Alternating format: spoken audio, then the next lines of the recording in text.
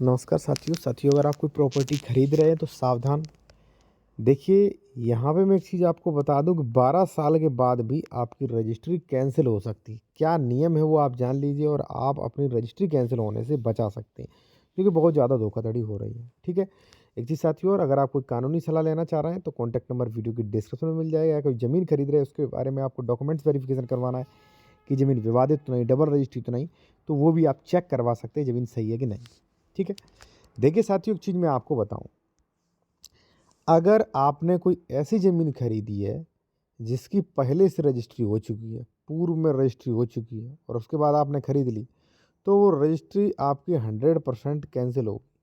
कैसे? अब देखिए, यहाँ पे रियाजुद्दीन पुत्र सत्तार खान ने 28 नंबर प्लॉट बेच दिया है, खसरा संख्या 36 में। ठीक है? सेम प्लॉट उन्होंने 5440 रियाजुद्दीन देवेंद्र कुमार को बेच दिया है, सेम प्लॉट।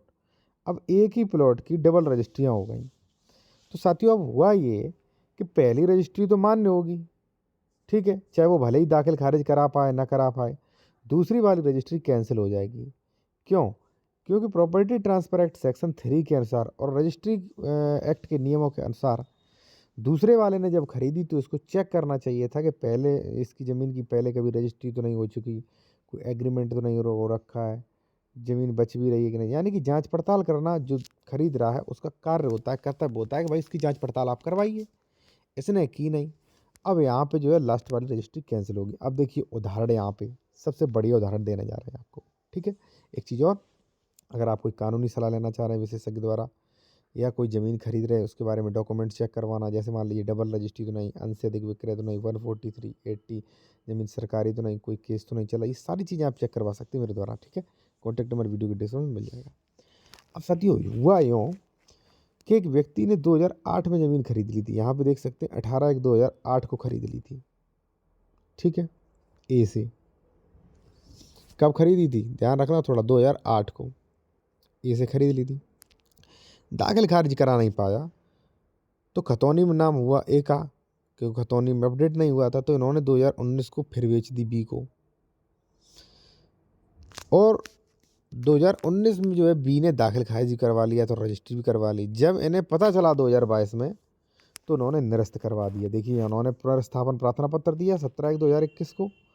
ठीक है? ये देखिए यहाँ पे दिनांक 12/7/2021 को आधार पर प्रार्थी द्वारा पुनर्स्थापन पत्र में उल्लेख किया गया कि प्रार्थी प्रभावित पक्षकार है और पारित आदेश 22/6/2019 विधि के विपरीत है। उसने कहा कि भाई, जब आपने दाखिल खारिज कर दिया, ये विधि के विपरीत है और निरस्त होने योग्य है। उसने ये भी बताया कि प्रार्थिया ने 2008 में ही विक्रेता से खरीद ली थी, इसलिए पुनः जमीन बेचने का अधिकार नहीं रह जाता है।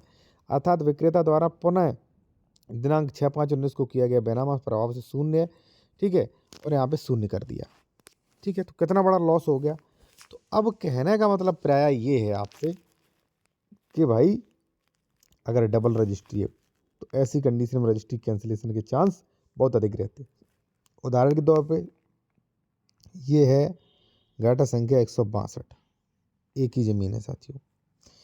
ए ने हमें बेच दी 2008 में, हमने दाखिल खारिज नहीं कराया, खतौनी नाम किसका चलेगा? ए का ही। ठीक है? अब ए ने यही क्या किया, 2000 बेच दी 2022 में ज़मीन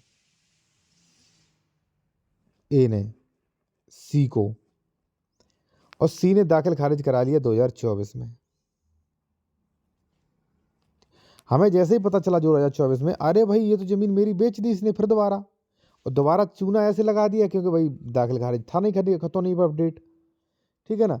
तो वैसे ही मैं क्या करूंगा, 2024 का कैंसिल कराने के लिए रेस्टोरेशन डालूंगा कि महोदय, इस सी ने जो ज़मीन बेची है वो मैं 2008 को ही खरीद चुका हूँ, ये देखिए प्रूफ। तो इसका कैंसिल होगा और मेरा यहाँ पे शो होगा। तो इसलिए मैं कहता हूँ कि भाई, ज़मीन खरीदने पर आप ये सारी चीज़ें चेक करें, वरना कुछ कंडीशन में 12 साल के बाद भी आपकी ज़मीन रजिस्ट्रियाँ कैंसिल हो सकती हैं और दाखिल खारिज रजिस्ट्रेशन हो सकता है। तो इसलिए आप चेक करें इस तरीके से, और बेकार ज़मीन खरीदने से बचें साथियों।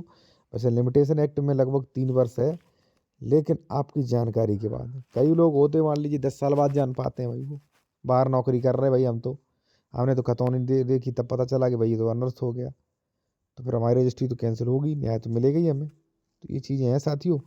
और मैं फिर आपसे कहूँगा बेहतर कानूनी सलाह के लिए कॉन्टैक्ट नंबर वीडियो की डिस्क्रिप्शन में मिल जाएगा। कोई ज़मीन खरीद रहे हो, डॉक्यूमेंट चेक करवाना है तो वो भी आप करवा सकते हैं।